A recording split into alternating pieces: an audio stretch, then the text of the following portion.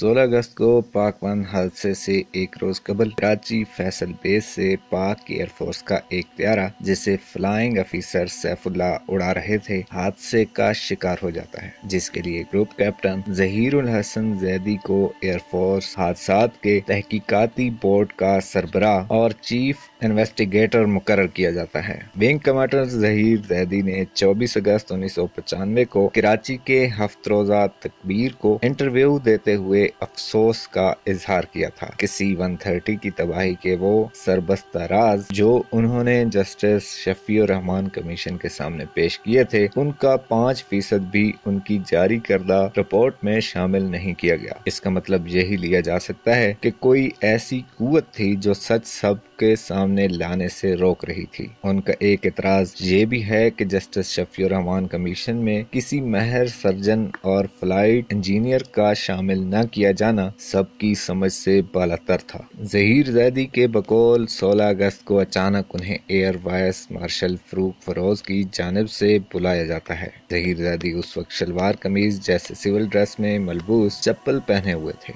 वो यूनिफॉर्म पहनने के लिए 15 मिनट की इजाजत तलब करते हैं, लेकिन उन्हें इसी लिबास में पेश होने का हुक्म मिलता है। जैसे ही Zaheer Zaidi air vice marshal के पास पहुंचते हैं, वो उन्हें साथ लेकर फैसल एयरबेस पहुंच जाते हैं और फिर वहां खड़े एयरफोर्स के एक जहाज में अपने साथ आने का इशारा करते हुए सवार हो जाते हैं, जिस पर ग्रुप कैप्टन जहीर जैदी उनसे बगैर वर्दी जहाज में बैठने पर माजरत करते हैं, क्योंकि ये एयरफोर्स के कवायद व ज़वाबित के खिलाफ था।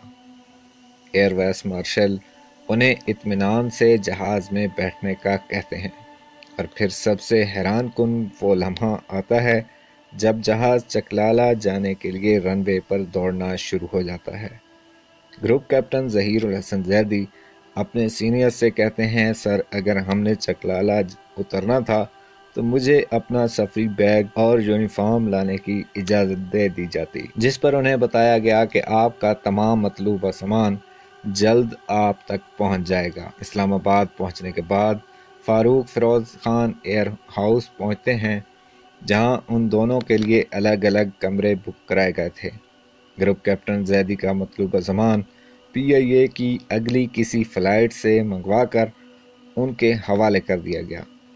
अगला सारा दिन वो इसी सोच में गलतान रहते हैं कि उन्हें इस कदर बेखबर रखते हुए किस मकसद के लिए इस्लामाबाद लाया गया है। अभी जहीर जैदी अपने कमरे में बैठे ही थे कि उन्हें बस्ती लाल कमाल में पाक वन फ्लाइट के C-130 त्यारे को पेश आने वाले हादसे की इत्तला मिली। इस खबर ने एक लम्हे के लिए सबको चकरा कर रख दिया। इस खबर के 10 मिनट बाद ही जहीर जैदी को फौरी तौर पर एयर हेडक्वार्टर पहुंचने का हुक्म मिला। जैसे ही वो वहां पहुंचते हैं, फारूक फरोज उन्हें लिए एयर चीफ मार्शल अब्दुल हकीम खान दुरानी के पास लेकर गए, जो उस वक्त वार रूम में थे।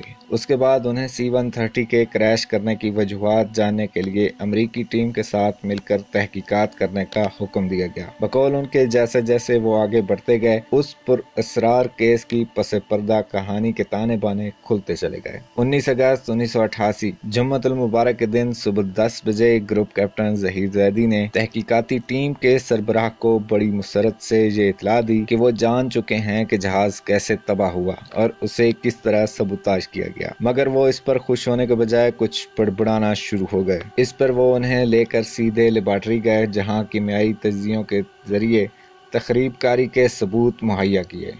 ये रिपोर्ट आज भी नेलोर की न्यूक्लियर फिजिक्स डिवीजन की लेबॉर्ट्री में मौजूद होगी। लेबॉर्ट्री से वापस चकलाला एयरबेस आते हुए उनके सीनियर का मिजाज सख्त बरम था और चकलाला पहुंचते ही उन्होंने जहीर जैदी के कमरे में रखे गए टेलीफोन पर किसी से बात की और ये भी ना सोचा कि वो जैदी के कमरे में उनके सामने ही क्या कुछ कहे जा रहे हैं। ये वाकया 19 अगस्त दिन 12:30 बजे का है और जहीर जैदी कहते हैं कि उसके बाद एक नादर शाही हुक्म देते हुए मुझे कहा गया, ता हुक्म सानी तुम अंडर क्लोज अरेस्ट हो, ना तुम किसी से मिल सकते हो और ना ही किसी से फोन पर या किसी भी तरीके से राब्ता कर सकते हो।